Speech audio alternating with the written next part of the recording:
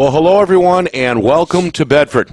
Nick Anastas, Steve Beals with you. It's FNL Gridiron presented by Beals Insurance. Over the next hour plus, 4 interviews, all of them hard-hitting, all of them exclusive here on Friday Night Lights, New Hampshire, as we get set for week number 8 in the NHIAA football schedule coming up this weekend. In about 15 minutes, we'll be joined by Jay Pinsenault, writer from Seacoast Online. He's got that D1 Seacoast scene conference, the East Conference, on lock.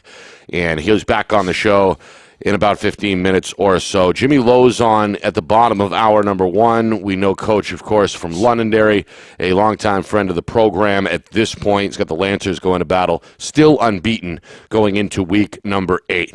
At 6:45, Noah Mustafa, quarterback, 3-year starter, the senior, joins us. The Salem quarterback in action tomorrow night. We'll tell you about that in just a moment, as well as Kip Jackson, 7 o'clock, top of hour number 2. Kip, of course, the longtime Merrimack head coach. A couple of programming notes. Tomorrow night, we mentioned it, we teased it. Let's get to it. Londonderry at Salem, 2 D1 heavyweights. Lancers, of course, come in at 7-0. Salem looking to hand Londonderry their first loss. Blue Devils have also gotten hot over the last few weeks. So we'll be in Salem tomorrow night at 6:45 in advance of that 7 o'clock kick. And then Saturday, we're back at Keene, this time hoping to get off the ground. Keene taking on Merrimack. That's a 1:30 kickoff. Our coverage begins at 1:15. So a doubleheader for you in Week 8. Londonderry at Salem Friday night. Merrimack at Keene on Saturday afternoon. Steve, how are you, my friend? I'm doing well, Nick. After a great weekend, it was always so enjoyable doing the games with you, and we had a couple beauties. Enjoyed it thoroughly, and cannot believe it's week 8. I just can't believe it.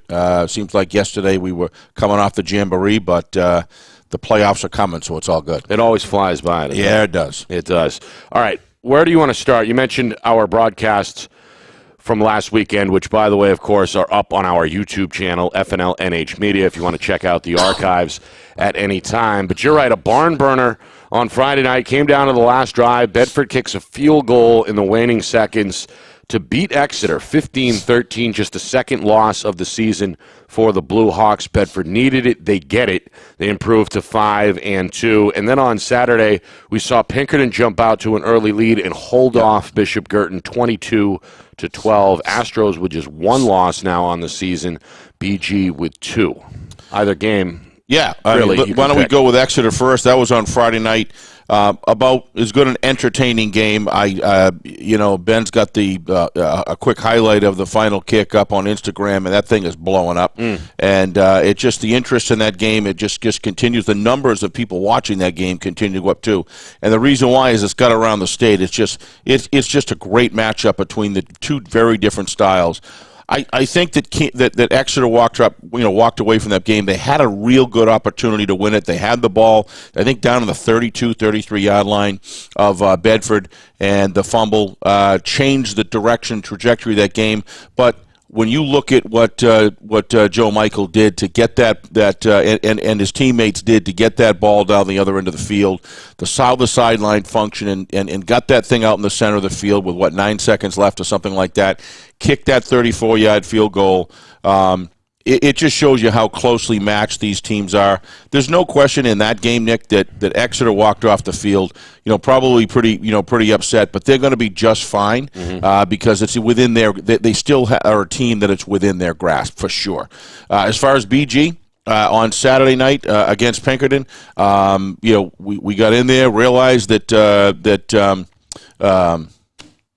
the running back, Bellavance, could not play in that game apparently, and that definitely didn't help BG. But there's no one's going to come out of that game not recognizing that Pinkerton earned that win the other night. They looked very strong, and they looked much tighter than they did against Londonderry 4 weeks before, and I thought they did a great job. But one thing I was kind of amongst the teams after that, you could clearly see that Pinkerton was very satisfied, with that win, but are looking forward for sure. They are a solid football team, but I don't think BG walked out of there necessarily feeling like like Exeter did, because they know they're going to probably most likely see these guys again. They know they were without their outstanding running back, and I think that you could just tell the feel there was that, okay, we respect this football team. We're ready to go a second round.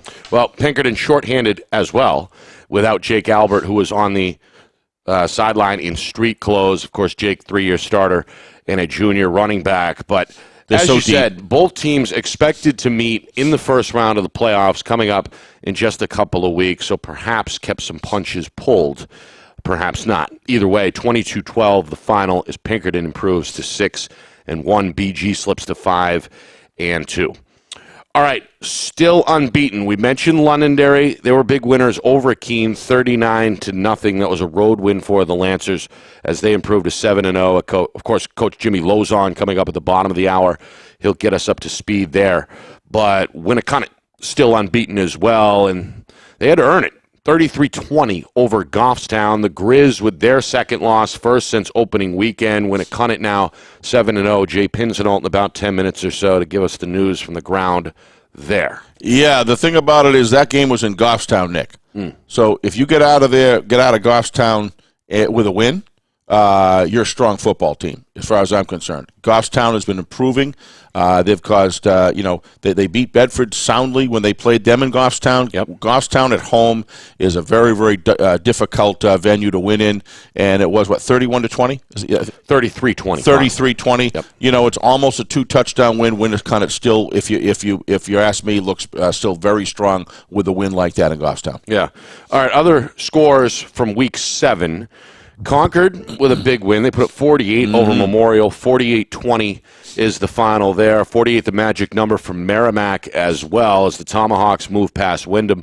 48-27. We'll see that Merrimack offense here on Friday Night Lights, New Hampshire, coming up on Saturday. Central, their first win. Good to see. A 22-0 blanking of Spalding. Red Raiders slipped to 0-7. South gets another victory in big fashion, 46-14 over Alvern. And finally, Salem.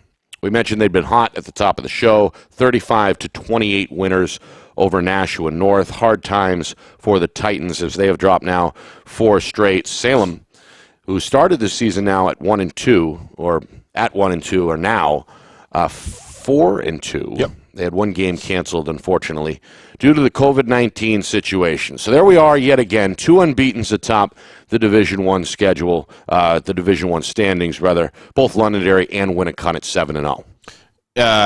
When you look at the Portsmouth game played last week, now that Exeter Portsmouth game this week is extremely important. Portsmouth, by the way, 29-28 winners over Dover. Big one. Yeah. Big one for them. That keys. I just can't say enough. I know I say it every week. I can't say enough about that team, of how they battle defensively and how they've carried themselves throughout this year. Watch out for them in the playoffs. Don't go in there with whoever's going to play them in the playoffs, if they can get there, they're going to be a tough opponent, but they're going to probably have to beat Exeter. They've got Goffstown. They got Exeter, Goffstown. That's a tall order, but tough finish to the schedule. Anything can happen, and they are home against Exeter. So we'll see how Exeter goes in there and how they rebound. But boy, that's been a fun team to watch this year as well. Yeah, we'll get a playoff breakdown with Jay Pinsenault of Seacoast Online coming up here next. He'll give us the lowdown on those Seacoast teams. But you mentioned it, Portsmouth gutting it out, finding a way to win a close game. Has to count for something as well. 29-28. You feel bad for Dover. Yeah. After getting blown out a couple of weeks straight, they're within striking distance, but can't get the job done in the end. So 29-28 the final as Portsmouth gets a win. So there's D1 in a nutshell. As you said, the 2 unbeatens, then a handful of teams that you would still consider in that top tier. And then, of course, the playoff positioning gets interesting over the final 2 weeks of the regular season. Throw in the COVID-19 situation on top of all of that, with games being canceled, etc. You're going to have teams that don't play the even amount or the same amount of games that may or may not factor in to who stays in and who gets left home in terms of the tournament. We don't make that decision, Nick. The NHIAA does. Whatever they decide, the teams can't get up, overly up or overly down in those situations. It's all on to Cincinnati. I mean, Yeah. you got to go into it. You got to accept what is structured and make sure you're prepared for whatever team you have to face. Yeah, because that's just the way it's going to be. All right, who'll get in from the East Conference? I mean, it's a fair question. Obviously, we know Winnicott, Exeter in a good spot with just 2 losses. Portsmouth, 2 losses as well. But somebody's got to stay home, right? I mean, we factor in the other division as well, and Salem right in that playoff mix at 4-2. They got a big game tomorrow against Londonderry. Coach Lauzon coming up at about 6:30. But we welcome in next on the other side of the break. Jay Pinsenault returns to the show, longtime Seacoast writer and the head of the sports department over there at Seacoast Online. He is on the other side. You are watching FNL Gridiron. It's presented by Beals Insurance. Our broadcast today, as it always is brought to you by Beals Insurance Agency, with locations now in both Bedford and Londonderry. Whether you need home, auto, or business insurance, Beals Insurance will get you both the price and quality coverage that's right for you. Just call 603-471-9999 or visit BealsInsurance.com to request a free quote and start saving money today. Again, that's BealsInsurance.com. Are you ready to make your house your dream home? Then it's time to contact Ulster Property Services at ulsterpropertyservices.com. Ulster offers commercial and residential landscaping and hardscaping services and is now booking for fall cleanups, snow services, and interior home renovation projects. They fix it, clean it, and trim it so you don't have to. Ulster Property Services, serving southern New Hampshire since 2012. Visit ulsterpropertyservices.com. You know, we could have a new screen on that baby in less than 15 minutes. I'm Chad, the owner of New Hampshire iPhone Repair. We're New Hampshire's most trusted and convenient device repair shop. We use quality parts, backed by our lifetime warranty. Can you fix my phone? iPhones, iPads, even Androids and tablets. We fix it all! What kind of problems can you fix? Battery problems, screen problems, water damage. Don't live with that broken device any longer. Come on into New Hampshire iPhone Repair, and we'll have you fixed up in 15 minutes. Good as new. Yes! How can you reach your team's fundraising goals at no risk and no cost? MG Sports offers a variety of products to make your team's fundraiser a success. Their products include tickets and discount cards to hundreds of local businesses. MG Sports now has a digital platform where athletes can raise funds in the comfort and safety of their own home. Don't waste another season. Raise more funds than ever before and become another football program in New Hampshire that sets fundraising records every season. MG Sports, fundraising made easy. Visit mgsportsfundraising.com to start raising money for your team today.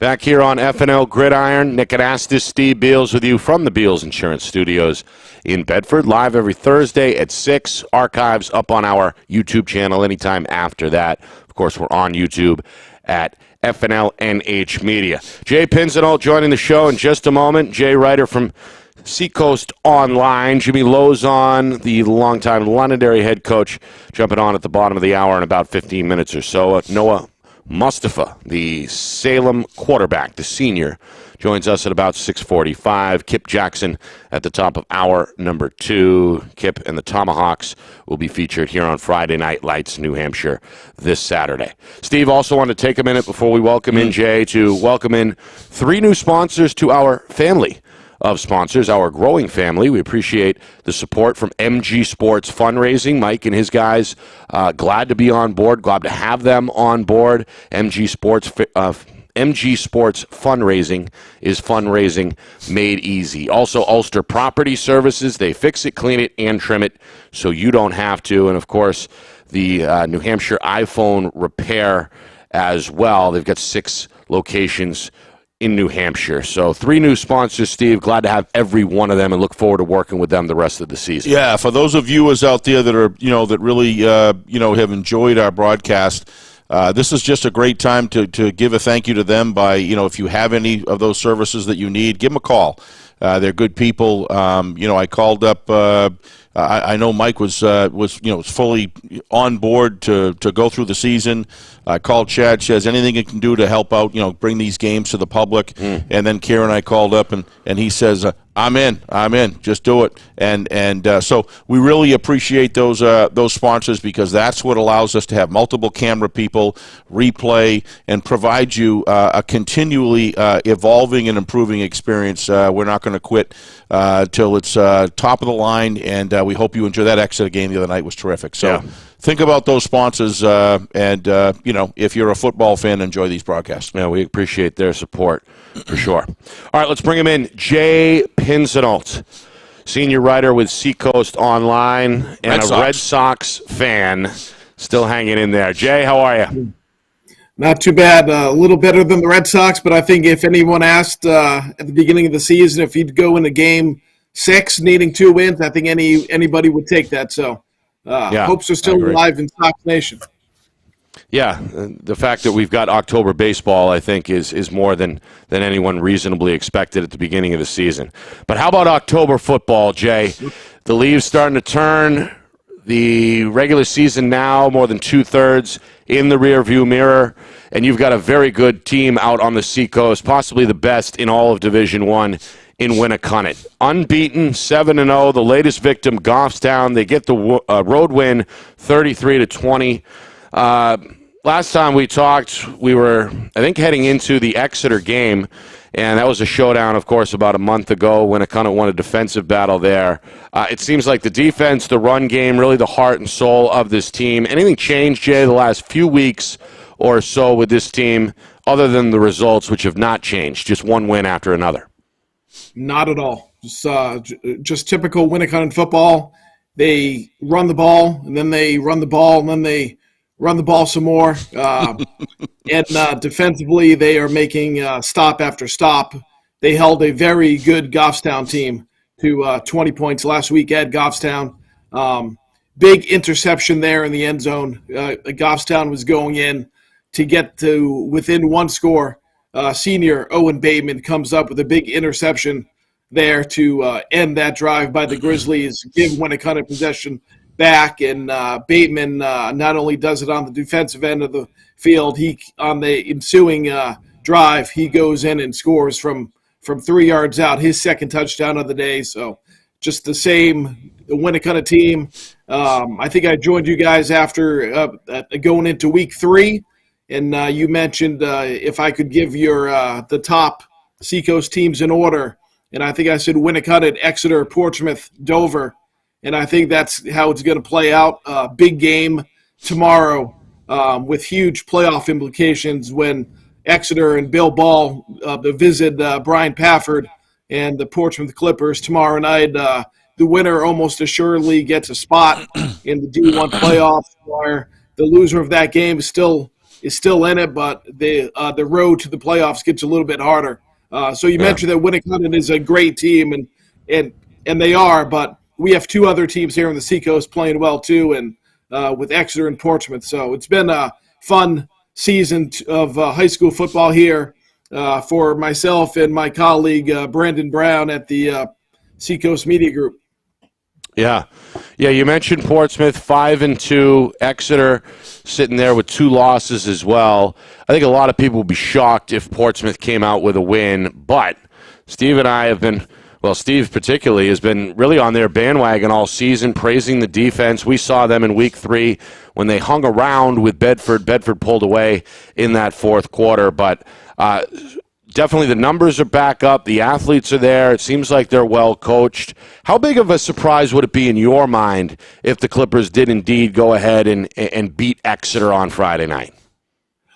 I would be surprised. I think it's going to be a close game, but I think Exeter has too many weapons on offense.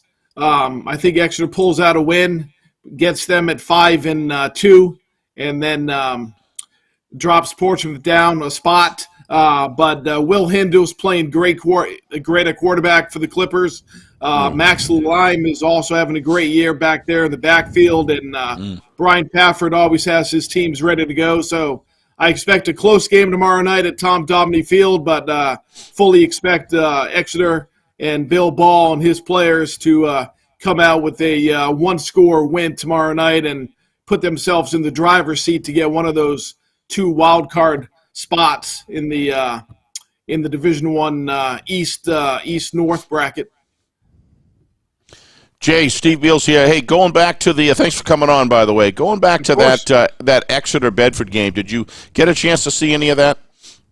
I was not at that game. Brandon Brown was at that game. He said he's only been here. So this is his first high school football season with us, and he said that's the best game he's seen all season. Just 2 heavyweights going back and forth, slugging it. And a lot of and a couple lead changes there in the fourth quarter, and Bedford and their kicker nailing a 35-yard field goal with 3 seconds left. I know that Brandon was hanging outside the Exeter locker room after the game, and very quiet, somber inside that locker room, and had to wait a little bit more time than usual for Coach Ball to exit that locker room for his post-game interview. But great game by 2 great teams, and I expect nothing less here in the upcoming playoffs. How do you think that T running attack on the interior specifically? Because one of the things I noticed about Portsmouth, Jay, is they swarm to the edge extremely well on defense. I think they do a great job at that. Handel included when he's in the defensive backfield as well. But how do you see? One of the things that I'm kind of driving at is it seems like Exeter, that interior attack is extremely strong. How do you think Portsmouth? You think that's where the game is going to be won offensively for Exeter, or what? Because you understand what I'm talking about? Because they are solid up the middle. Exactly. Jake Weberg, Nathaniel Layton, and I escaped that third running back they have, but all 3 of them can carry the ball upwards of 15 times a day. Ireland. Yep. Yes, Ian Ireland. Yes, Ian Ireland. Yes. And he was good in that game. Yep. Yes, and they have, as always, like every year, Exeter has a trio of backs that can beat you up the middle. They have the speed to get it to the outside and run down the sidelines. And I just think it's going to be typical Exeter football tomorrow night, just running the ball. And Portsmouth will stop them on a few occasions, but I think Exeter is too strong. And I think they're motivated coming in to this game with what's at stake, coming off last Friday's 2-point loss with 3 seconds left to go. I think that a loss like that only can motivate the Blue Hawks even more. So, I would tend to agree with that. Game. I want to go back to the Goffstown game that you were at last week. You saw Goffstown take on Winnicott, and you said that they were driving down into the end zone to potentially put that into a one-score game at the end in Goffstown. How good does that team look to you, and do you think they could cause some damage in the East-North playoff picture? Goffstown is a tremendous team. They have great size on the line, led by tight end Peyton Strickland. He's just an animal out there, just 6'4", 250, I think. And Josh Webb is a quarterback. I've never seen a quarterback as tall as he is. I think I think Webb threw the ball 32 times last week and completed 22 of his passes. Goffstown, if they get into the tournament, I think that's another team that Cause no havoc. one would want to face. I would agree. They have the talent, and they were in that Winnicott game, and just Winnicott just proved too strong on both sides of the ball. I asked Ryan Francoeur this at the end of that game last week, is that even in the first quarter, quarterback Kyle Tilley, who you had on a couple weeks ago, they made it a point to take that play clock down to the final 3, 4, 5 seconds every snap to keep the drive going and to keep that explosive Goffstown offense off the field.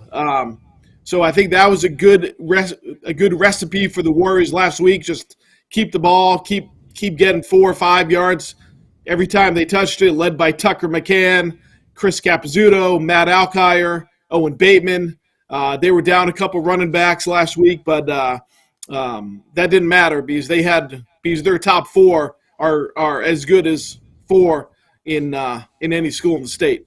Excellent. Well, Jay, reason we love having you on is there's no lack of quality content, and we appreciate that because we really, when we go to the, to the west or to the south, it's great to be able to catch up, and we're very attuned to the east, but having you on really helps us out and gives us a different perspective. So, as always, we love having you on, and appreciate that. And this is going to be the North and the East. I thought was going to be a domination of the East. It's starting to match out to the Goffstowns and the Bedfords. This is going to be a good playoff picture all the way to the end. Thanks for coming on, Jay. Love having you. Yeah, and one final thing, if I could, is that the schedule makers for Winnicott, they couldn't not be in a better situation because their final 2 games are against Manchester Central 1-3. And then Manchester Memorial 0-5. So Winnicott should be able to run. If Winnicott takes care of business, runs the table, goes 9-0, and if they can get out to a lead, don't be surprised if Coach Francoeur these 2 games gives him the opportunity to rest some of his starters and heal up some of his starters who have played. Every down, both sides of the ball. So it's an excellent point. Set up pretty well here to be rested and ready to go in 3 weeks once the tournament starts. And what a ride this is going to be in the tournament. There's a lot of because all 4 teams that make it, any team can beat anybody going in. So it's going to be great. A great tournament. Absolutely agree. Yeah. And Jay, then you have Londonderry on the other side. So that's another. And Londonderry and Pinkerton Division I football is a lot of great teams out there this fall. It's been enjoyable to watch. Don't forget BG and Salem either. Right. They're solid as well. Yeah, they're in their winning ways. Yeah. It really is going to be a wide open tournament for sure. Jay, as usual, we appreciate it and look forward to talking to you next time. Thanks again for coming on. Great seeing you, Jay. I appreciate the time. Thank you. Again, Jay Pinsenault, senior writer at Seacoast Online. Winnicott trying to run the table for the first time since 2017 when the Warriors went 12-0 and won the D1 crown. Londonderry did the same thing, 12-0 in 2019. And, the Lancers are unbeaten as well this year, 7-0 going into week number 8. We'll be there tomorrow night when Londonderry takes on Salem. A 7 o'clock kick, 6:45 is our pregame coverage. Jimmy Lauzon, head coach of the Londonderry Lancers, coming up next. We'll ask Coach, how does his team stay unbeaten against the Blue Devils? I'm sure from the Jimmy Man Cave. Yes, which is always a treat. Always a treat. As usual. All right, Jimmy Lauzon next. You're watching FNL Gridiron presented by Beals Insurance. Our broadcast today, as it always is brought to you by Beals Insurance Agency, with locations now in both Bedford and Londonderry. Whether you need home, auto, or business insurance, Beals Insurance will get you both the price and quality coverage that's right for you. Just call 603-471-9999 or visit BealsInsurance.com to request a free quote and start saving money today. Again, that's BealsInsurance.com. Are you ready to make your house your dream home? Then it's time to contact Ulster Property Services at ulsterpropertyservices.com. Ulster offers commercial and residential landscaping and hardscaping services and is now booking for fall cleanups, snow services, and interior home renovation projects. They fix it, clean it, and trim it so you don't have to. Ulster Property Services, serving southern New Hampshire since 2012. Visit ulsterpropertyservices.com.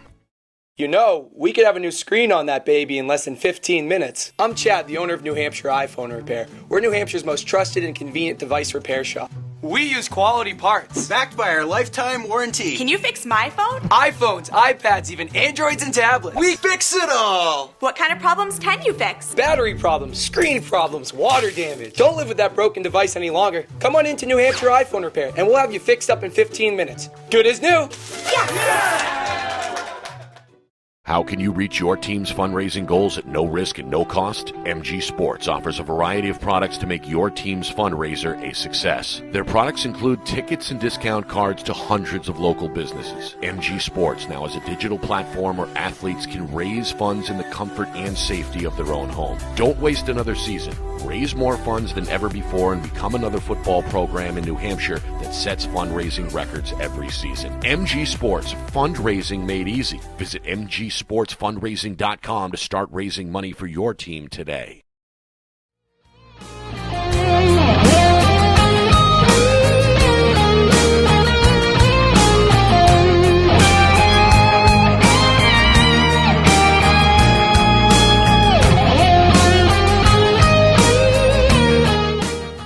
It's FNL Gridiron here on Friday Night Lights, New Hampshire. It's presented by Beals Insurance. Nick Anastas with Steve Beals, live from Bedford every Thursday at 6 o'clock. You can check out the archives on our YouTube channel, FNLNH Media, anytime. Hit the subscribe button while you're there as well.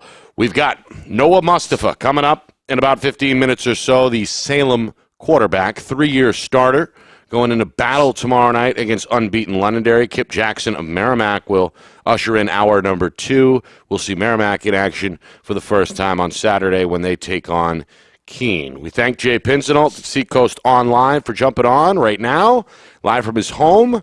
Jimmy Lauzon, the Londonderry head coach, friend of the program, joining us with a special assistant, it looks like, in tow. Jimmy, how are you?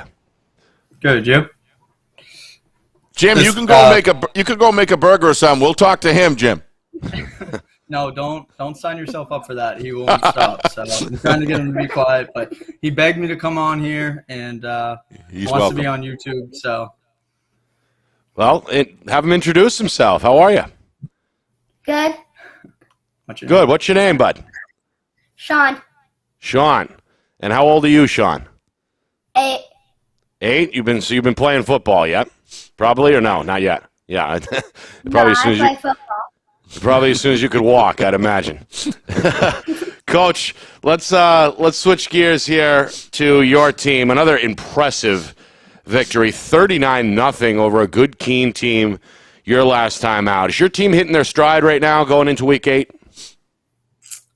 well, I hope so. But we're just trying to get better each week, and there's it's so hard to watch film and go through each game and not focus on the negatives because we're chasing something and we're trying to reach a goal of ours. So obviously that's what I focus on, but I'm really happy with how they're playing overall, but there's still a ton of room for improvement. And we don't want to peak right now, but if we're starting to play our best football going forward, that'd be a good thing. Yeah, but you obviously have your hand on the pulse here, your finger on the trigger, so to speak. You know when your team's getting better. And to hold another team off the board this late in the year, I think speaks volumes. We talked before about that defense, the speed of that defense. You were high on that group really at the beginning of this season. How good can this defense be? I know you don't like to compare teams, but you're still unbeaten. The 19 team obviously is fresh in everybody's mind. Does that defense in particular have that potential maybe to reach some of those heights that your group did from 2 years ago? Absolutely. As we tell the kids, potential is a tricky thing, and you don't want to fall into that trap. So definitely we feel very strongly about our defense, and they can accomplish something great. We rely on them heavily. In 2019, we were good on defense, but we averaged 47 points a game, so we had a little wiggle room there. This year, our defense has kind of stolen the show. Our offense is good, but our defense has definitely got us to the point where we are right now. Hoping to get the offense up to speed with them, because if they can continue on, they're going to keep us in ball games and give us a chance to win. Yeah.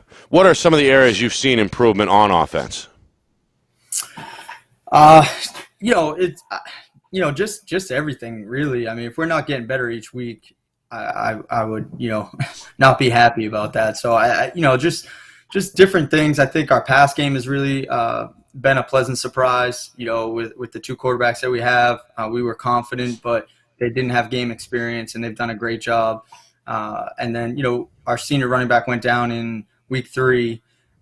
We've had a few other guys step up, and they've done a great job. And we had a young offensive line coming into this year with a lack of experience, and they've done an awesome job continuing to get better. So, pretty much I've been pleasantly surprised in every aspect of offense. They've kind of just started to click a little earlier than I anticipated. You mentioned that you've got a pretty even-keeled group in terms that they don't set the expectations too high or too low. Seems like they kind of roll with the punches, and from an emotional standpoint, I guess, are pretty steady. You guided a group that went unbeaten, handled all those pressures, brought home the championship in the end. Now 2 years later, seemingly it's shaping up to maybe a similar type of finish. As the leader of the program, the head coach, how have you learned through that experience 2 years ago to keep this group tempered here, especially as the pressure continues to mount towards the end of the season? Yeah, we've grown as a staff, so we learned some things that year that hopefully will help us down the stretch here. But honestly, just two totally different groups. Love them both. Love 2019 obviously. Love this group that we have. But personality-wise, very different. 2019, they wanted to be ranked number 1. They wanted to, kind of just be on top, and they were very confident going into every game.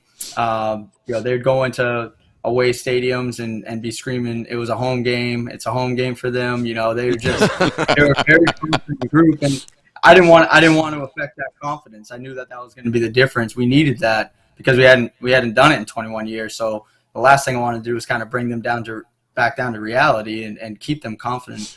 This group, totally different.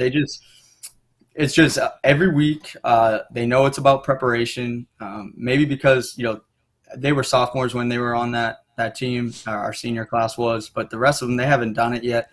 They don't know what it entails, and I think they have a lot of respect for the teams around them, and just understand that they can be beat at any point. And last year that happened a few times, and they've realized that 2019 class, I think they had lost 3 games in 4 years here.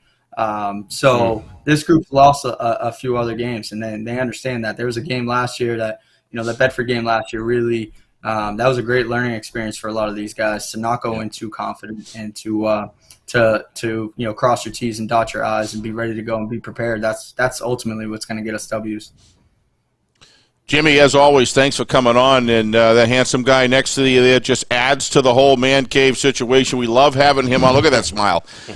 I mean, I'm so jealous right now that you've got a little football player, because mine are all grown up, and I'll tell you, it's spend every minute you can enjoying it. I know you do as a family guy, but it's great to see him, that smiling face. Hey, I want to go back 4 weeks. And I want to take you back to that Pinkerton game where you guys came out in the second half, and that defense just was everywhere. First of all, I know it certainly appears though you and Coach O'Reilly have a very good relationship, a lot of mutual respect there. And but take me back to the atmosphere there, because when Nick and I called that game, I I mean, we've done some good games this year. Yeah. But there was something in the air that night that was really special. How did you feel? Because we got some good video shots of you, by the way. Our cameramen did some great jobs. I'm sure your wife appreciated that. But tell us about the feeling on the field, being one of the head coaches on that field with that experience from breaking open from the anthem to the halftime band and the incredible game in between. 5,000 people. Awesome, huh? It's an awesome experience.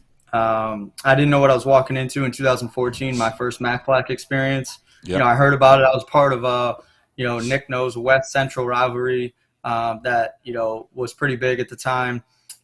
Walked in 2014, and I remember walking off at halftime going, "Oh my God, there's a lot of people here. It's like this is crazy." And I was just coming from St. Anselm College, and I don't think we ever played in front of a crowd like that in Division II football. So, I tell the kids, and they don't realize most of them are never going to play in a bigger crowd than what they play in front of a bigger crowd than what they play in front of in Mac Black. And I tell them to embrace it. Win or lose, that's just unbelievable to have that many people, whether they're booing you or cheering for you. It's an awesome experience. That night they were booing us quite a bit, walking onto the field, which we love, which we embrace. Yeah, you could tell that. You could tell that. Yeah. Yeah, and that's the fun thing. That's awesome. It's just great to be a part of it. Great to it's an honor to coach against Coach O'Reilly and just to be a part of that game. Yeah. Now that I know, having been here for 8 years, what that game means to both towns and what it means to all the alumni and the kids here, especially if you grow up in town or either one of these two towns and you get an opportunity to be a part of that game. It's just special. So definitely just honored, and now that I know what it's all about 8 years later, I'm able to be a part of it. Well, you're heading into Salem, and we're going to be there. We always look forward to a Londonderry-Salem matchup. The South has just got some great matchups, and I love when the South and the West are kind of teamed up together. It just creates, it seems, a lot of good games. But I know you're a film guy. Steve Abrahams just keeps getting it done every single week, pulling these key games out as his team is getting better and better. How do you see that game when you look at Salem? What are the things, the number one or two or three things you really got to watch out for, in your opinion? Well, they've created big plays in every single game that they've played. So we have to do a good job just trying to contain them. We have good team speed, and hopefully it'll show up tomorrow night. Aiden McDonald he's been unbelievable. If he's not the best, he's one of the best players in the state. And I'm not just saying that because he's our next opponent. I've been saying that since last year, really. We saw him twice. I remember him as a sophomore playing tight end and safety, and then when he was able to get his chance at running back. But this kid he's the full package. He's got power, he's got speed, breakaway speed. He puts guys behind him. He plays great on defense. He catches the ball. He literally does everything. And then they've got a great complement back in number 2. It's just we've got to contain their run game. I think they average over 350 yards a game on the ground. So we're going to have to just kind of set the tone up front, which our guys have been good at all year. And then offensively, we sputtered out against them twice last year. One of which we were able to come away with the W. The other one, in the playoff game, it bit us. So we had 5 turnovers in that game. We had a couple of good drives going, and we couldn't get in. So this year we're hoping that offensively we'll come to play, and defensively we'll be able to at least slow them down. Jimmy, I was down at the Londonderry Lancer Field yesterday. Just absolutely beautiful New Hampshire fall day. But Ben had me down there, our director, doing checking on the connection, because we firmly feel we're going to be back in Londonderry again as well for a playoff game. And absolutely, and that is a wonderful feeling. Great memories of some games that we've done there. But you're going to Salem, and I've never found Salem to be a friendly, like Goffstown, a very friendly place to go play from the standpoint. How are you guys? What's their attitude right now in the clubhouse? And do you think they're ready? Honestly, do you think they're ready to go? Yeah, I do. I just think they're even keel. We had a good walkthrough today, and that's just kind of who we've been. It's there's not too much chatter about tomorrow. It's more focused on what we're going to do and how we're going to do it. And hopefully fundamentally we'll be there and we'll show up. Hopefully our fundamentals will be better than theirs, and our guys will execute. But we talked at the beginning of the week about going to Salem and that exact thing that you're talking about. And for our seniors, we've been over there several times. And so we should feel comfortable. We were just over there last year in the playoffs, and it didn't go our way. But, walking on the field, it's not a field that we don't go to very often. We're definitely familiar with it. Yeah. And, we're looking forward to it. At least our coaching staff, we can say that we embrace that. I'm fine with that hostile environment. And we've won some games there in that environment, and I'm looking forward to it, and I think the kids will too. Real quick, before Nick's giving me the go figure, so I just got to get this last one in. You were talking. I think that I agree with. I think Abe McDonald and Ehlers are a dynamic duo for sure. And Stanislazo and McDonald, to me, are the two best players in the state that I've seen. That's hard saying that because there's so many others on your team and Winnicott. But I want to talk about, in my opinion, a rising star that you have on your team. How's Ty Miles doing? How's he growing? I watch film on him whenever I can get it, on the thing. To me, this is a special player. Be interested in your thoughts on that. I love watching that kid play. This question was coming. Well, I've been talking about him. There's a lot of guys I'd love to speak about on our team, and if I ever get a chance to come back on, I'll definitely do that. But to speak on Ty, he's definitely going to be special. He has that type of potential. Not too many. I've only played a handful of sophomores, or started a handful of sophomores here. Him being one of them. I think the biggest thing that separates him from a lot of the sophomores I've been able to coach is just the pure fact that he comes to practice every day and wants to get better. And he's a good player right now. Yeah. But 2 years from now, I'm hoping he is that guy that you're kind of envisioning and that we all know he can be. He could definitely be a very, very good football player. Beyond high school. Yeah. Yes. And I coach him hard every single day. We all do. Our defensive line coach does. And, he really takes that well. And sometimes you get sophomores that come in and they're good players and they don't embrace that well. They're just kind of like, well, I'm already starting, so I must be doing well enough. He comes to practice every single day, humble, trying to get better, takes his preparation seriously. And he's got some great older guys that he's learning from, and hopefully we can continue and carry that on as we go forward. But I have nothing but praise for him, and he'll be the first to admit it. I think he's got he can still play better, and we still have a lot of things to fix, and he's continuing to get better each week, but definitely heading in the right direction. Well, he's lucky to have you, Jim. I'll hand it back to Nick. Good luck tomorrow night. Hope everybody comes out safe and healthy, and best of luck to you as you go down to Salem tomorrow. Look forward to seeing you. Thank you. Yeah, same for me, Coach. And Sean, good luck in your game this weekend as well, big man. Thank you. You're welcome. All right, Coach, we'll see you tomorrow night. Thanks again for jumping on. Sounds good. Thank you. Thanks, you. Coach. Again, Jimmy Lauzon now in his 8th season at the helm of the undefeated Londonderry Lancers. Always a great interview. Oh, always. And I don't know if you noticed his little guy there listening into everything. And don't think that doesn't help as they get older to understand the culture of football.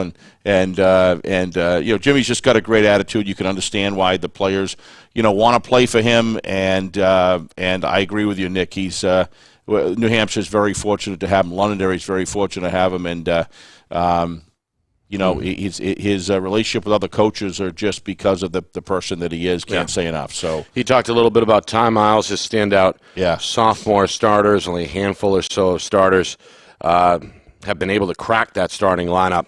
Not easy to do. Not easy to do as a sophomore. One kid who did do it, though, joins us next. That's Noah Mustafa, the Salem quarterback, now a 3-year starter. You got that right. On the other side, what does he feel about his team going in against Big Bad Londonderry tomorrow night? We will find out next. You're watching FNL Gridiron. It's presented by Beals Insurance.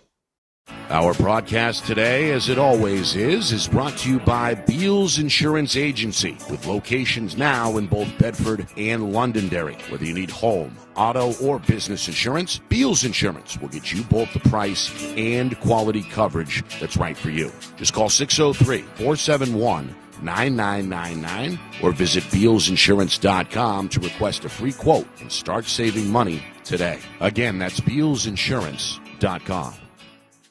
Are you ready to make your house your dream home? Then it's time to contact Ulster Property Services at ulsterpropertyservices.com. Ulster offers commercial and residential landscaping and hardscaping services and is now booking for fall cleanups, snow services, and interior home renovation projects. They fix it, clean it, and trim it so you don't have to. Ulster Property Services, serving southern New Hampshire since 2012. Visit ulsterpropertyservices.com. You know, we could have a new screen on that baby in less than 15 minutes. I'm Chad, the owner of New Hampshire iPhone Repair. We're New Hampshire's most trusted and convenient device repair shop. We use quality parts. Backed by our lifetime warranty. Can you fix my phone? iPhones, iPads, even Androids and tablets. We fix it all. What kind of problems can you fix? Battery problems, screen problems, water damage. Don't live with that broken device any longer. Come on into New Hampshire iPhone Repair and we'll have you fixed up in 15 minutes. Good as new. How can you reach your team's fundraising goals at no risk and no cost? MG Sports offers a variety of products to make your team's fundraiser a success. Their products include tickets and discount cards to hundreds of local businesses. MG Sports now has a digital platform where athletes can raise funds in the comfort and safety of their own home. Don't waste another season.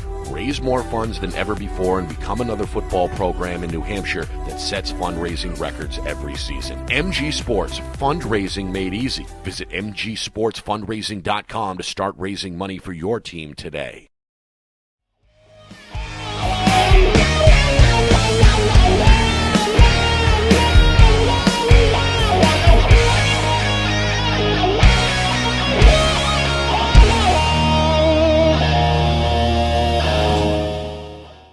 Back here in Bedford, Nick and Astis, Steve Beals, FNL Gridiron is seen live every Thursday at 6. You can check out the archives anytime after that on our YouTube channel, FNLNH Media.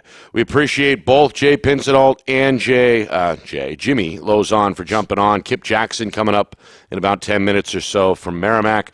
Right now, though, Salem quarterback Noah Mustafa is going to join us in advance of Londonderry and Salem colliding tomorrow night on Friday Night Lights, New Hampshire. There he is, Noah. Good evening, sir. How are you? I'm good. How are you? We're good. Thanks for coming on.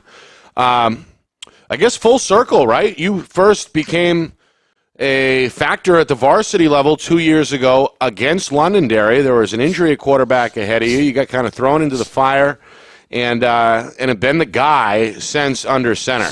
Does that seem like a long time ago in your mind or just yesterday? It seems like just yesterday. It went by pretty fast. Yeah, I'd say. Seems like it for us, too. Yeah, we were there at that game. Yeah, we were at that game. Having problems of our own, by the way, with the equipment. But a 3-year starter, that's a badge of honor in a lot of ways. Does that make you a better football player? How does that make you a better football player, having all that experience now as a senior going into Week 8? Well, it has definitely helped me, and my sophomore and junior year battling with Cody and Caleb has definitely gave me it's helped me a lot to push myself to become a better football player, and finally getting my chance this year has been very exciting. Yeah, it seemed like you kind of split time as a sophomore and a junior, but now it seems like the show is all yours. You've got a seemingly pretty close relationship with the guy on the sideline as well, head coach Steve Abraham. He came in, I think, right at the same time that you became one of the starters as a sophomore. Have you been able to grow along with Coach, and what is that relationship like with Coach Abraham?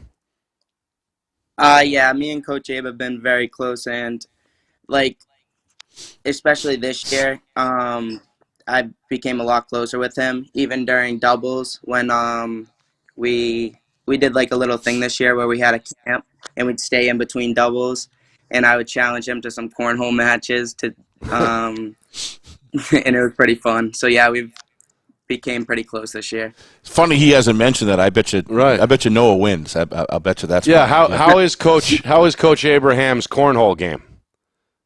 He hasn't beat me yet. No, Steve, you were right. I knew it. You were right on. It seems like you've got a pretty close-knit group of guys, that senior class. Obviously, you've been playing together. We spoke with your classmate and teammate, Aiden McDonald, on this show. You guys close, hang out off the field, or what's that dynamic like with you and your fellow seniors? Yeah, me and Aiden have been very close. I went to school with Aiden since kindergarten, and Wow. a couple of guys I have been pretty close with throughout middle school, like Tommy, Caleb, Damian, all those guys. You guys suffered a pretty lopsided defeat in game number 3 against Pinkerton, and you've been unbeaten ever since. What's been the difference between before and after that game in particular? What's been the key to this little winning streak you've got going over the last handful of weeks? We just have been starting to put stuff together a little bit better each week. On defense, we've been firing a little bit around a little bit faster each week, and we still haven't played to our full potential yet, but we're getting closer and closer each week. Steve? Yeah, Noah, thanks for coming on. We've watched you, Nick and I have watched you for 3 years and watched you develop as a quarterback. And I have to say, the attitude has always been there. You've always had a tremendous attitude. The thing that I would describe Noah Mustafa is he's fearless. And I think in high school football, if you're going to play quarterback, you've got to be fearless because you're going to have to run. And that's kind of what my question comes out of, Noah. One of the things that I notice is that last year you would tend to run it pretty quickly. You'd make that. This year, it seems to me you're looking at and you're seeing down the field better with your passes. Is that a fact, or am I just imagining that, or is that just work that you've done in the off season to improve your skills? Because that's the biggest growth that I've seen from you this year. Any thoughts? Yeah, I've been getting a little bit better at decision making each week. For sure. My coaches are pushing me to make reads quicker, and I still have a lot of work to do to get better at that. But it's been getting a little bit better. It's definitely improving, Noah. Well, another skill you have is you're lethal when you roll out. And every time I see you roll out, I say, oh, good call, good call, good call, because every time you do, you make things happen. Some of those play-action passes, you're not always in the pocket. You're rolling out, and you're driving those DBs up, and that's been another thing is some of your leads on your passes have been right in the breadbasket and not just to Aiden, to others as well. One of the ones you threw, we have on film with Aiden coming down and scoring in the end zone. I don't know if you've seen it. You just put it right in the breadbasket. Did you work hard on passing, with accuracy off season a lot? Because that seems to really been upped as well. I did a little bit work at some football camps with passing, and my footwork a little bit. But me and the running backs and the receivers, we have pretty good chemistry on some of our pass routes. And I know Tommy and Aiden are fast, and I let them run under the ball because I know they're going to get to it. Well, I still like to see you run. I don't see you run as often, but when you do, you seem to lower your shoulder and act like a running back when you run the ball. There's no foot first sliding with Noah Mustafa. No. Do you really love running the ball? Because it certainly seems to. Tell us about that. Yeah, I like running the ball, and I've always been taught when I was little, don't go around the guy, go through him. Yeah, well, those who told you that have got to be pretty pleased with the results on that, Noah. Hey, you're going to be facing a 7-0. Excuse me, a 7-0 Londonderry team, and your home field there's a tough place to play. I know that, and we're going to be there. What do you see that you need to do? What I don't want to call it pressure. But what things do you as you're developing your game plan for this week, say, I as Noah have to do this and have to do that? Give us a few tips on things you need to be solid in order to come out victorious against Londonderry. I just need to command the offense, and I feel like on offense, we need to execute, and be able to score and put up a good amount of points on their defense, because Londonderry's defense is their strength to their team. And if we can put up points against their defense, I'm feeling really confident about this game. Yeah. It's like I said, Salem's never a fun place to play if you're the opposition. Grass field, and you guys seem to have a pretty good command of what's going on there. So, hey, I want to wish you best of luck, Noah. In the rest of your senior year. I think that, it was an incredible feat what you had to go to do in your sophomore year. You could see you were fighting in there, and you're just one of those guys that you can't ignore, and you earned your way into a spot. So I want to tell you that I've appreciated watching you play and the intensity in which you play the game, and it seems to motivate your players around you. So best of luck tomorrow night. And best of luck beyond if you want to play football beyond. It's been great to watch you, and the season is not over yet. Thank you. Yeah, we appreciate it, Noah, for sure. Good luck tomorrow night, win or lose. It was a pleasure speaking with you tonight. Thanks again for coming on. Thank you. Have a good rest of your night. All right, you too, Noah. There he is, Noah Mustafa, a class act, a true senior leader, and a 3-year starter quarterback. Yeah, I mean, you heard him. He said he had two quarterbacks. He had to fight his way through. Two older quarterbacks last year that he had to fight his way through.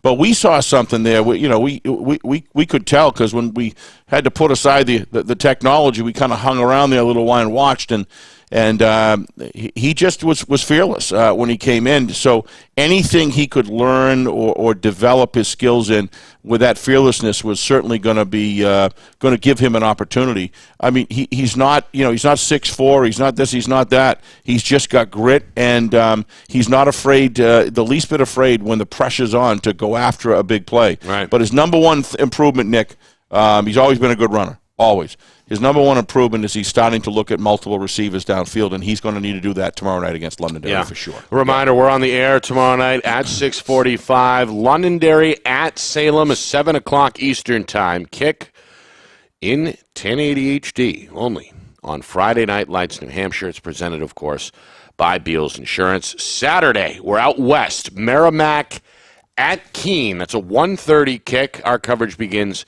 at 1:15. Merrimack is quietly starting to put together some wins. They put up 48 points in a victory over Wyndham their last time out. How did they do it?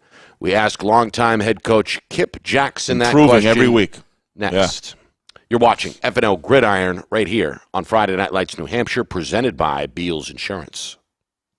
Our broadcast today, as it always is brought to you by Beals Insurance Agency, with locations now in both Bedford and Londonderry. Whether you need home, auto, or business insurance, Beals Insurance will get you both the price and quality coverage that's right for you. Just call 603-471-9999 or visit BealsInsurance.com to request a free quote and start saving money today. Again, that's BealsInsurance.com. Are you ready to make your house your dream home? Then it's time to contact Ulster Property Services at ulsterpropertyservices.com. Ulster offers commercial and residential landscaping and hardscaping services and is now booking for fall cleanups, snow services, and interior home renovation projects. They fix it, clean it, and trim it so you don't have to. Ulster Property Services, serving southern New Hampshire since 2012. Visit ulsterpropertyservices.com. You know, we could have a new screen on that baby in less than 15 minutes. I'm Chad, the owner of New Hampshire iPhone Repair. We're New Hampshire's most trusted and convenient device repair shop. We use quality parts. Backed by our lifetime warranty. Can you fix my phone? iPhones, iPads, even Androids and tablets. We fix it all! What kind of problems can you fix? Battery problems, screen problems, water damage. Don't live with that broken device any longer. Come on into New Hampshire iPhone Repair and we'll have you fixed up in 15 minutes. Good as new. Yeah. How can you reach your team's fundraising goals at no risk and no cost? MG Sports offers a variety of products to make your team's fundraiser a success. Their products include tickets and discount cards to hundreds of local businesses. MG Sports now has a digital platform where athletes can raise funds in the comfort and safety of their own home. Don't waste another season. Raise more funds than ever before and become another football program in New Hampshire that sets fundraising records every season. MG Sports, fundraising made easy. Visit MG SportsFundraising.com to start raising money for your team today.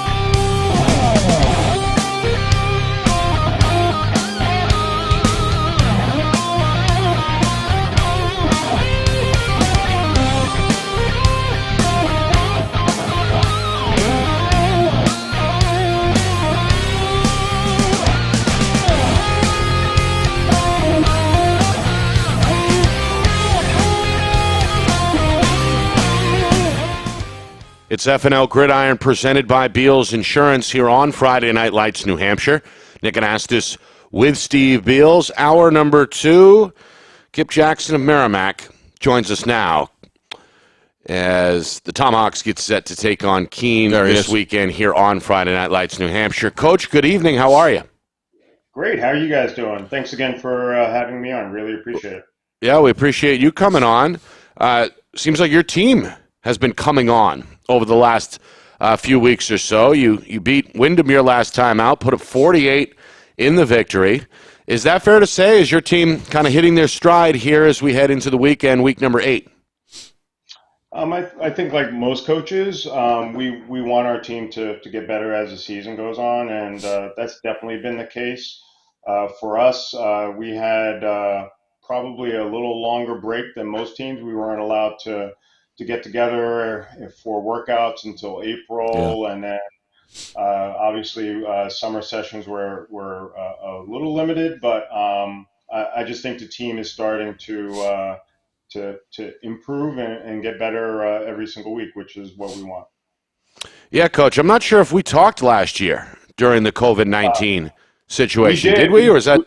Yeah, we talked about almost 1 year to the day. It was right before or right after Salem kicked our butts because I had mentioned how I wanted to fire the coach that was responsible for outside run support. That's right. It's all coming back to me now. Now that we've got that situation relatively, fingers crossed, under control, what have you and your staff learned over the last 12 months? Learn that time is precious. I mean, we talked to the kids about that a lot. I think there were a lot of little things that we all take for granted that really go into the experience of being a high school athlete. The time that you spend in the locker room together, the time you spend with, we have pregame meals, we have pasta parties, and we weren't able to do those things last year. And those are a big part of the high school experience and a big part of the experience of being a Tomahawk. Yeah, well said, Coach. I didn't even think of that. The dinners, the get-togethers, the off-the-field activities, the booster club, the parents. Fellowship. Right. And a lot more that goes into it than people do realize. And also, it was noticeable our first game last year, the lack of energy at our games, just because there were a limited number of people who were allowed to attend. And this year, our first game, even though Coach Lauzon's team kicked our butts on a Friday night early in the fall, it was the energy on the field was awesome. It was good to have Friday night football back. Yeah, and I imagine that was not lost on the players, right? Especially the older players who had experienced some of the veterans maybe that had experienced the quote-unquote normal atmosphere from 2019. Is that the case, Coach, or a lot of ways these players still kind of, maybe, I don't know if naive is the right word or not, but if you don't experience something, then you don't know it's gone, right, Coach? I mean, what is the overall grasp of the players, do you think, with this whole last 18, 20 months?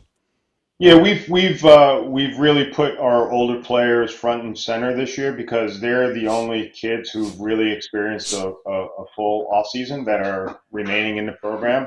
And fortunately for them, when they were freshmen, the team that we had that were seniors and juniors was just an awesome group. Probably from a team perspective, you couldn't ask for anything more. So I know they've really been vocal about how they want the program to get back to that, as well as back to a standard of excellence that we would like to have at Merrimack. Yeah, that's great to hear, for sure. Tell me a little bit more about this group, Coach, especially the seniors. Who are some of the players that really make this thing tick, and who are the guys that you just mentioned have been vocal? Our team is this is an odd team in many ways. There are not a lot of vocal guys on the team. The leaders really lead more by example. One of the guys is Kyle Crampton, our quarterback, who started as a sophomore also, and he's pretty much a flatliner. There's not much stuff that makes him go up or go down. He's also a goofy kid, which obviously helps throughout a long season, especially when times are tough.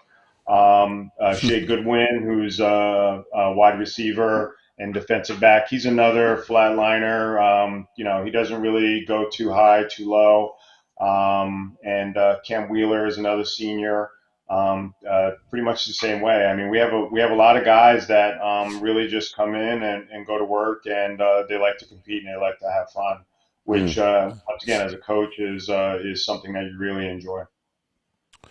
Hi, Kip. Steve Beals here. Thanks so much for coming on. Really appreciate it. Been watching your team get back in the winning ways with some solid victories, and I was able to see some film with Kyle, and he definitely looks like a senior now. Your thoughts on him, before my next question as we move on to Keene, but what's your thoughts about him specifically in his play as opposed to a year ago when he was a junior? Did we lose him? I think he's frozen. We'll try to get Coach we'll try to get reconnected Kip there. Back.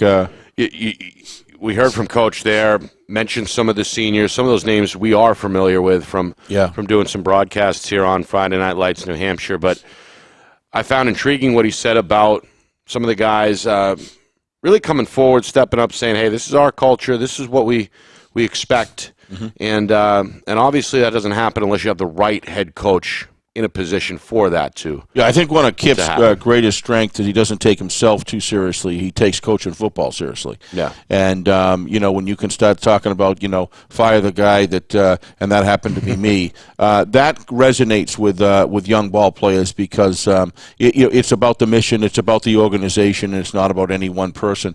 I think one of Kip's greatest strengths, other than obviously knowing football and developing young people, is just that nature about him that is for young players is going to be provide them the kind of surroundings and experience they want to get to stay loose.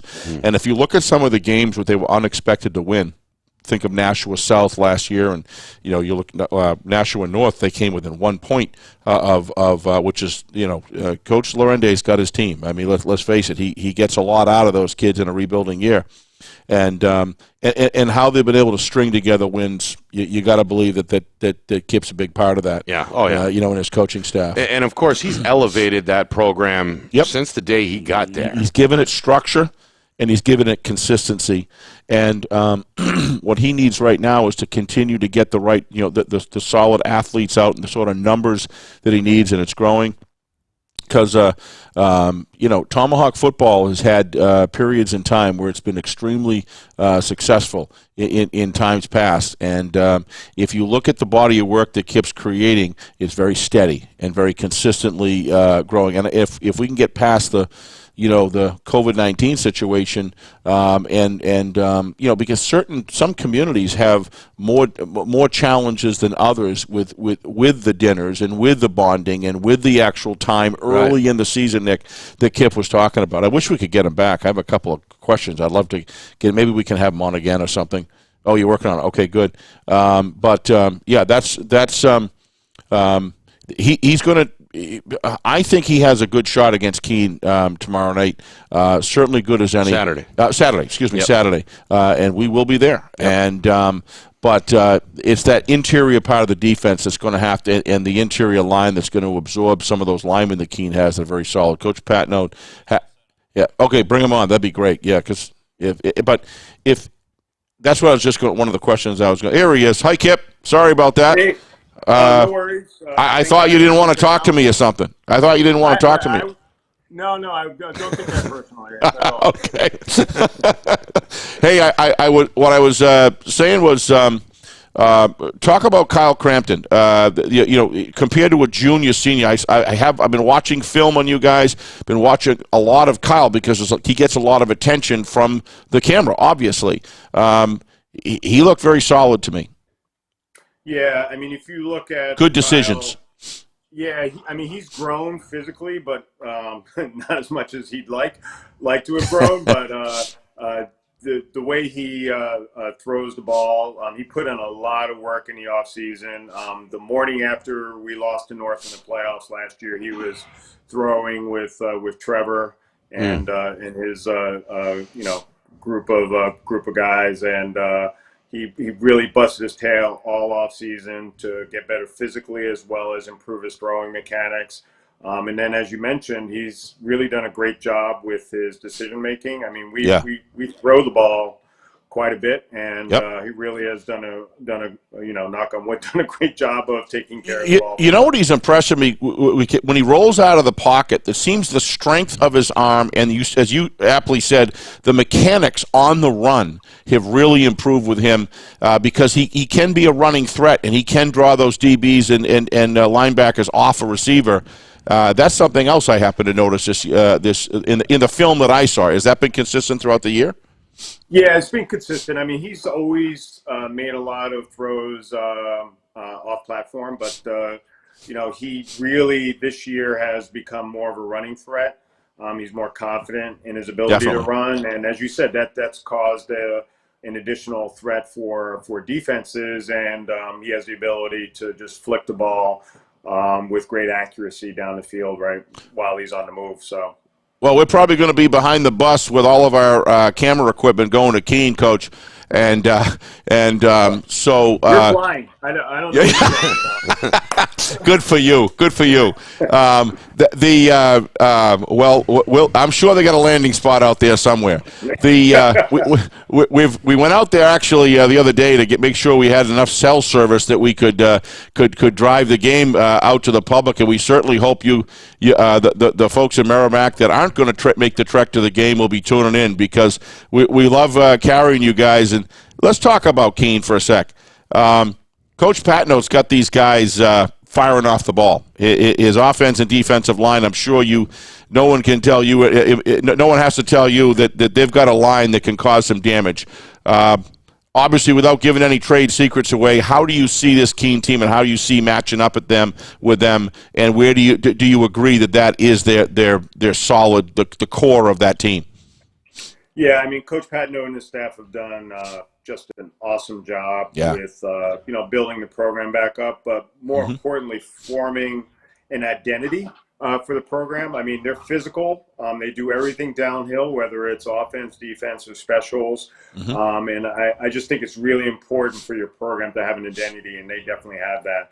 Their line across the board is going to be one of the biggest challenges for us during this game.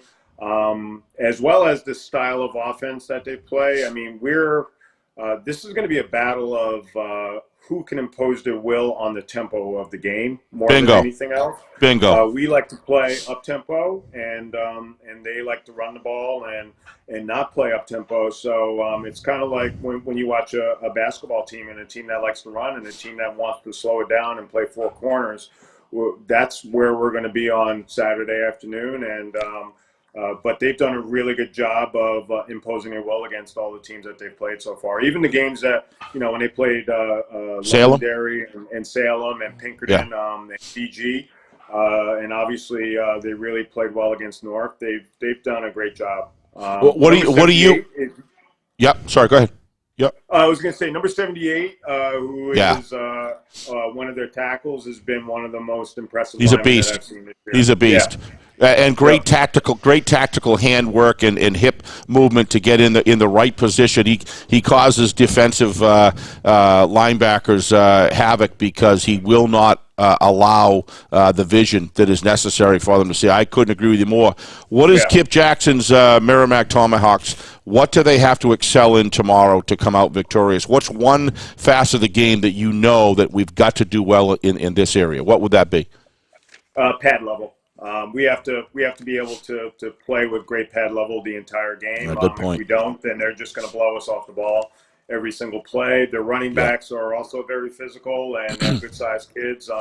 They'll always fall forward. So, I mean, with Keene, a third and 4 is not a passing down for them. That they're going to run the ball, and we have to make sure that we consistently win the down and distance. We win first down, and we force them into long situations. But pad level to me is the most important thing for us.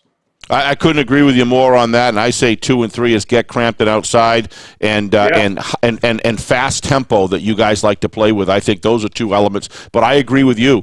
If the inside pad level, if the pad game is not there, the coming off the ball and not getting tied up on defense, I agree with you. That tactical element is always an important part of a game. But with the way that you guys play, I agree. I think it's paramount. So. Love to have you on. Love to have you on again. And always enjoy it, Kip. And best of luck. I'm going to hand it back to Nick, but best of luck to you. And congratulations on keeping Merrimack more than relevant at this point in the season. That's a big accomplishment because Division I is a tough division this year for sure. Yep. Yeah. Good luck to you. Thanks for that. Appreciate it. Nice seeing you again. Yeah, Coach, we appreciate it for sure. Good luck on Saturday. Thanks again for coming on. We'll be there. Right. Give us a wave, See you Coach. guys on Saturday afternoon. You bet. Thank you. Steve, by the way, number 78 on Keene. Yeah. Junior. Yeah. Emery Ray. He's a beast. Yeah. Yeah. He gave the Salem opposition everything they could handle, and oftentimes he won the battle. He was definitely a bright spot with Keene. I think that the key part of the Keene game, because Salem's a very good football team. You heard Coach Lauzon; he knows it. They're certainly favored, but he's not going in there with any sense of arrogance or anything like that. He knows he got a tough football team. But I think if you look back at Keene playing Salem, one of the things is when they kicked that to Aiden in the second half opening. If that thing didn't happen, that game could have been a very different game because Keene was starting to get their legs and so I'm looking forward. I think Coach put it right on the head. These are very different styles on offense and defense. Right. It's going to be an interesting clash for sure. Yeah, again, that game, Merrimack at Keene, comes your way here on Friday Night Lights, New Hampshire, Saturday at 1:30. Our coverage begins at 1:15. Knock on wood. Yep. We had trouble getting our broadcast off the ground a couple of weeks back, but have invested with some more technology. We don't give up easy. We don't. So we're going to give it another try on Saturday. Of course, tomorrow night, we're in Salem. Londonderry at Salem. That's a huge game for both teams. Londonderry trying to stay unbeaten. Salem trying to angle their way into a postseason berth. So that game critical. Tomorrow night at 7, 6:45 is when we get underway. Steve, your final thoughts? Yeah, I think in that game starting with tomorrow night, Londonderry, we know they don't have to win that game on the playoff set, but you certainly don't want to go in this situation. They want to win that game, Nick, because if you don't win it, it's just Well, plus Londonderry's got Pinkerton still technically on their heels. That's right. As the Astros are 6-1 with 2 games remaining. They're behind Londonderry by a game. The Lancers beat Pinkerton in Week 4, therefore have the tiebreaker. So if Londonderry wins tomorrow night on the road in Salem, they wrap up a home game in the first round. Which the Lancers want badly. I didn't say that they don't want it bad. I'm just saying that Salem is fighting for its life. There won't be any post-Halloween football because if they can win this game tomorrow, then they go into, where is it after that? Who do they got the last one? Yeah, I just had that up here. And there it is, Merrimack. They go against Merrimack, and that's not going to be an easy ride either. Right. But I don't think Salem really expects it that way. I think Salem knows that they really firmly that they've got to win out here. Yeah. And they've done what they had to do to stay alive. But big game tomorrow night. As far as Keene and Merrimack, I think my understanding is they need some help. But if Merrimack can go in and win that game, they are potentially a playoff, but they need somebody to do something, someone else to do something for them. Outside help. But it's very plausible, for sure. Yep. So 2 big games coming up in week number 8 on Friday Night Lights, New Hampshire, this weekend. Want to thank Jay Pinsenault, senior writer at Seacoast Online, for joining us earlier. We appreciate our minutes with him. Jimmy Lauzon, the Londonderry head coach. We thank him for coming on with his son Sean as well. Sean, absolutely. Noah Mustafa, the Salem quarterback. We wish the Blue Devils good luck tomorrow night. And Kip Jackson, always a good conversation, the Merrimack head coach. All right, Steve, that just about does it for us. We appreciate the viewers coming on, our new sponsors as well, MG Sports Fundraising, along with Ulster Property Services and New Hampshire iPhone Repair. Of course, our presenting sponsor is Beals Insurance. For our producer, the man behind the curtain, Director Ben Beals, my partner, Executive Producer Steve Beals. My name is Nick Anastas saying so long. This has been FNL Gridiron presented by Beals Insurance.